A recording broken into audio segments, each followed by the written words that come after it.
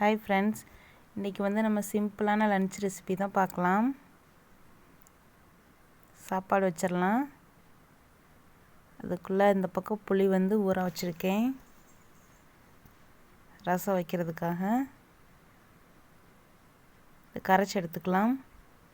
ஒரு சின்ன எலுமிச்சம்பழம் அளவு புளி இருந்தால் போதும். வடிச்சிக்கிட்டு இது கூட ஒரு தக்காளி சேர்த்து கரைச்சிக்கலாம்.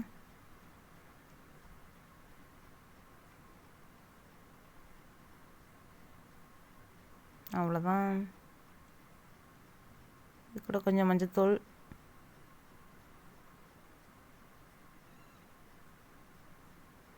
தேவையான அளவு தண்ணி சேர்த்துக்கலாம். நம்ம ஹோம்மேடாக அரைச்சி வச்சுருக்க ரசப்பொடியில் தான் இன்றைக்கி ரசம் வைக்க போகிறோம். எண்ணெய் சேர்த்து கடுகு சேர்த்துக்கலாம். ஒரு 4 கருவேப்பு.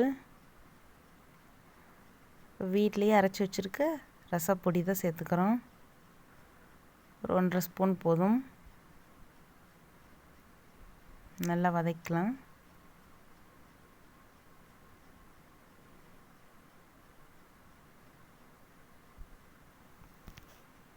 இப்போ இது கூட நம்ம ஏற்கனவே கரைச்சி வச்சுருக்க தக்காளி புளி கரைசல் தான் சேர்த்துக்க போகிறோம்.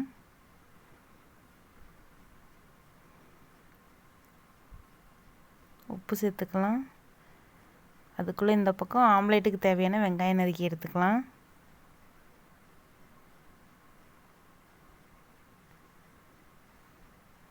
அவ்வளோதான், பாருங்கள். அதுக்குள்ளே நம்ம ரசமும் ரெடி ஆயிடுச்சு. இதில் கொஞ்சமாக மல்லித்தலை தூவி ஆஃப் பண்ணிடலாம்.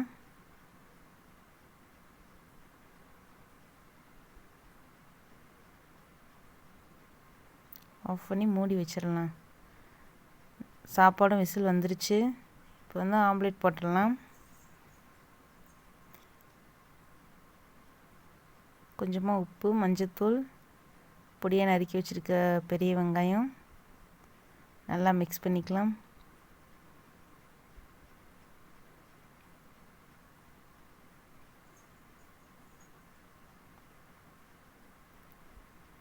அவ்வளோதான். மழை காலத்தில் நமக்கு இந்த மாதிரி சிம்பிளான ரெசிபி இருந்தால் தான் நல்லாயிருக்கும் சாப்பிட குளிருக்கு.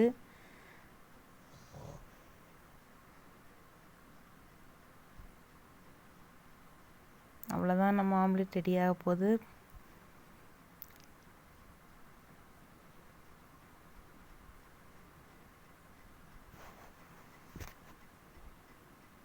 அவ்வளோதான், ரெடி.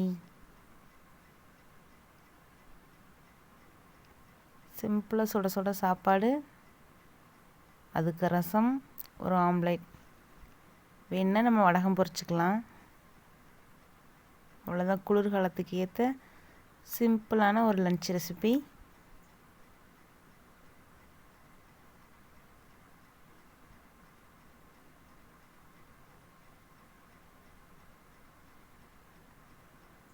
ஒரு ஆம்லேட்.